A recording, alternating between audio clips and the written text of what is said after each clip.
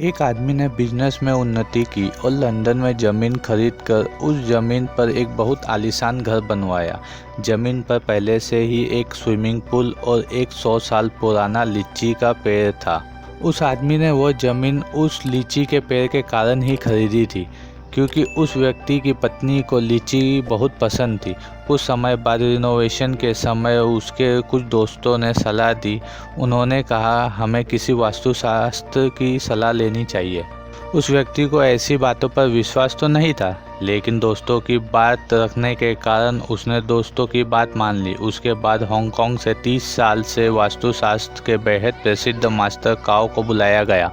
Master काओ को airport से लेकर दोनों ने पहले खाना खाया होटल में और दोनों घर की तरफ चल दिए। रास्ते में जब भी कोई कार उनकी कार को ओवरटेक करने की कोशिश करती तो वह उस कार को रास्ता दे देते। मास्टर काओ ने हंसते हुए कहा, आप बहुत ही सेफ ड्राइविंग करते हैं। उसने भी हंसते हुए कहा, आमतौर पर लोग ओवरटेक तभी करते हैं जब उन्हें आवश्यक कार्य हो, इसलिए हमें उन्हें रास्ता दे देना चाहिए। घर के पास पहुंचते पहुंचते सड़क थोड़ी छोटी हो गई और उनने कार थोड़ी और धीरे कर ली। तभी अचानक एक हंसता हुआ बच्चा गली से निकला और तेज़ी से भागते हुए उनकी कार के आगे से सड़क पार कर गया। वो उसी गति से चलते हुए उस गली की ओर देखते रहे जैसे किसी का इंतज़ार कर रहे हो। तभी अचानक उसी गली से एक और बच्चा भागते हुए उनकी कार के आगे से निकल गया, शायद पहले बच्चे का पीछा करते हुए। मास्टर काओ ने हैरान होते हुए पूछा, आपको कैसे पता कि कोई दूसरा बच्चा भी भागते हुए निकलेगा? उसने बड़े सहज भाव से कहा, बच्चे अक्सर एक दूसरे के पीछे भाग रहे होते हैं और इस बात पर विश्वास करना संभव नहीं कि एक बच्चा बिना किसी साथी के ऐसे भाग दौड़ कर रहा हो। मास्टर काओ इस बात पर बहुत ज़ोर से हंसे और बोले कि आप बहुत ही सुलझे हुए व्यक्ति हैं। घर के बाहर पहुंचकर दोनों कार से उतरे। तभी अचानक घर के पीछे की ओर से 7-8 पक्षी बहुत तेज़ी से उड़ते नजर आए। यह देखकर उसने मास्टर काओ से कहा कि यदि उन्हें बुरा न लगे तो क्या हम कुछ देर यहीं रुक सकते हैं?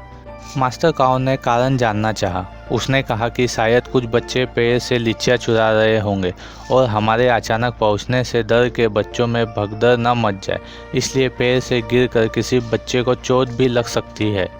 मास्टर काओ कुछ देर चुप रहे, फिर धीरे से बोले, दोस्त, इस घर को किसी वास्तुशास्त्र जांच की आवश्यकता नहीं है। उसने बड़े हैरानी से पूछा, ऐसा क्यों? मास्टर काओ ने कहा, जहां आप जैसे विवेकपूर्ण व आसपास के लोगों की भलाई सोचने वाले व्यक्ति उपस्थित हो, वह जगह संपत्ति वास्तुशास्त्र नियमों के अनुसार बहुत पवित्र, सुखदायी, फलदायी होगी।